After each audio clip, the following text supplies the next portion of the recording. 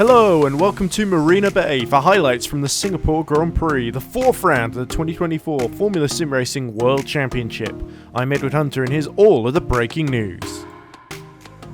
Jake Dennehan pulled out of the race due to a shoulder injury. In his place steps former Alpine and Williams driver Petr Briliak. Ruben Machete had internet issues and was subbed in at Optiminal by current Pro Championship leader Sergio Fletcher. Finally, Danny van den Eat made his return to Netrex, filling in for the absent Costas van Vukas. Owen McGorgy secured a spectacular pole position but started the race on the hards, meaning it was the soft-shod Simoncic that made the superior getaway alongside him. Further back, Matthias Stari stalled and was collected by Giordano Valeriano as Philip Pushke swerved to avoid him. Up front, it was Simoncic who got to the apex of turn 1 first, despite McGorgy doing his best to hang on around the outside.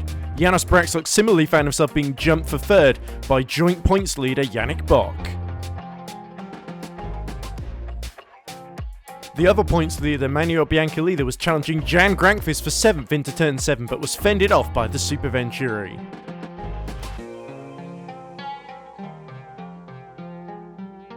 Van den Eat had jumped Callas for 13th and the ground effect driver decided to muscle his way back past with a move up the inside into the fast left-hander of the Singapore Sling.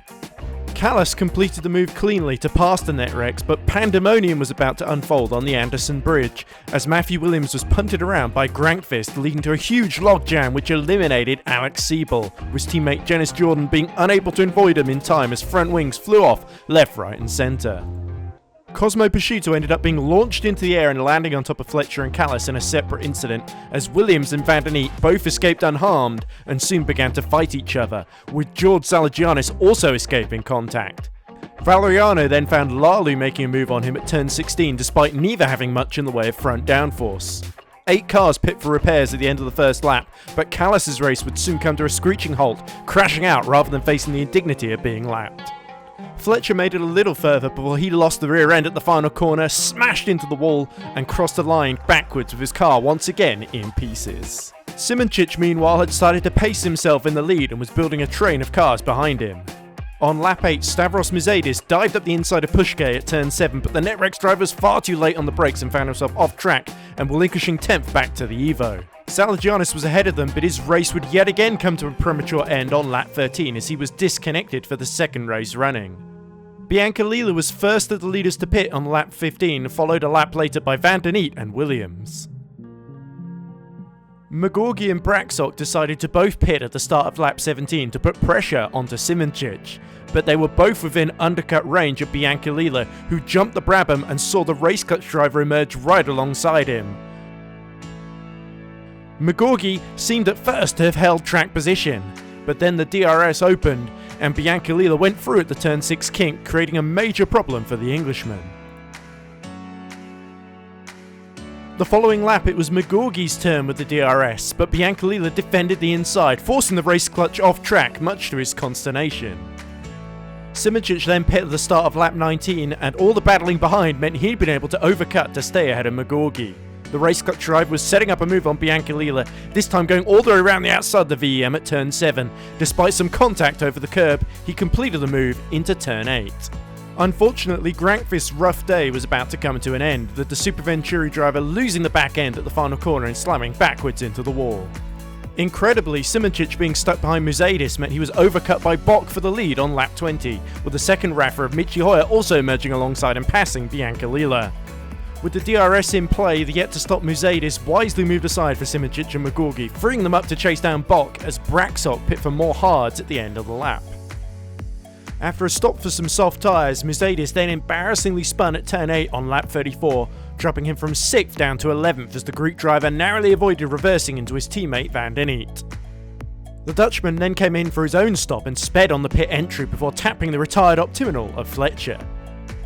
Muzeidis then made a second pit stop before filtering back into 12th, narrowly ahead of Jukka-Pekka Lalu. McGorgy then pit from 3rd on lap 36 for a set of mediums to try and put pressure on the leaders. He would do enough to keep the Brabham of Braxok at bay for 5th. Biancalida would himself pit a lap later for hards and drop down to 6th, and Hoyer would then pit on lap 40 to do the same, giving up track position to Braxok. Bock and Simoncic then made their final stops for medium tyres with 21 laps remaining, meaning Magorgi would resume the lead. Crucially, Braxok was just pipped by Bock on the pit exit, releasing the Evo car into clear air. 7 laps later, Braxok came in for his final stop to go onto the medium tyre. 2 laps later, Brulyak found himself battling for 9th with Van den Eet, who he very nearly overcut in the pits. With 12 laps remaining, Magorgi made his final stop, meaning he now had to do it all from 5th. Biancalila was caught with 10 laps to go and this time offered no resistance to Magorgi's DRS attack at turn 7. Hoyer found his podium in peril by the end of the lap, as Magorgi was able to go clean around the outside of the German through turn 14, using the best of his fresh tyres. With 3 laps to go, Magorgi had caught Simoncic, who began to dig his heels into defending 2nd place. However, a small mistake through turn 9 was all Magorgi needed, as he decided to go round the outside of the 4-time champion through the Singapore sling in a ludicrous move that somehow worked out.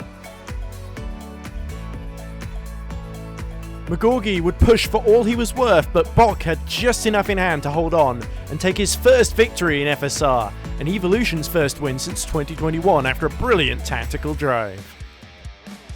Magorgi completed some superb moves to recover to 2nd place, while Simoncic had to be content with 3rd. Hoyer gets his best finish of the season, holding off Biancalila and Braxok. Williams survives the carnage to take Optiminal's best finish yet in P7.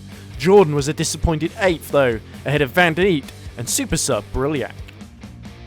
Musadis just pipped Lalu to 11th, Pashito survived a bucking Bronco ride to place 13th, and Pushke took the final 2 points after running out of fuel on the final tour and crawling over the finish. It was a brutal night for Grankvist, Zalagianis, Fletcher, Callas, Siebel, Starry and Valeriano, as all 7 drivers retired in a race of attrition. Bock's first victory has extended his championship lead to 12 points over Magorgi, who moves up to 2nd, just a point ahead of Biancalila. Simoncic is a further 8 points back, but Denahan and Grankvist dropped to 5th and 6th after major setbacks for their title hopes. Braxok, Jordan and Hoyer are packed together in the battle for 7th, as Siebel remains in 10th. Race Clutch still lead the team standings, but their margin has been cut to 26 points over Rafa eSports, who moved up to 2nd. Evolution are another 12 points back in 3rd after their first win of the season, which puts them 6 points ahead of VEM. Superventura are now just a point ahead of Ferrari in the battle for 5th. Then behind Brabham it's all change as Netrex leap up to 8th, Optiminal go from last to 9th, as Grand Effect and Go Team drop to 10th and 11th respectively. So for the first time since 2010, the first 4 rounds have been won by 4 different drivers, in what's still a wide open contest. Will the streak of new winners continue, or can Bock become the first driver to win an FSR and Super League world title? And can Ferrari finally get a car onto the podium? We'll find out at the British Grand Prix on the 28th of April, but from me, Edward Hunter, and from Under the Lights in downtown Singapore, it's goodbye for now.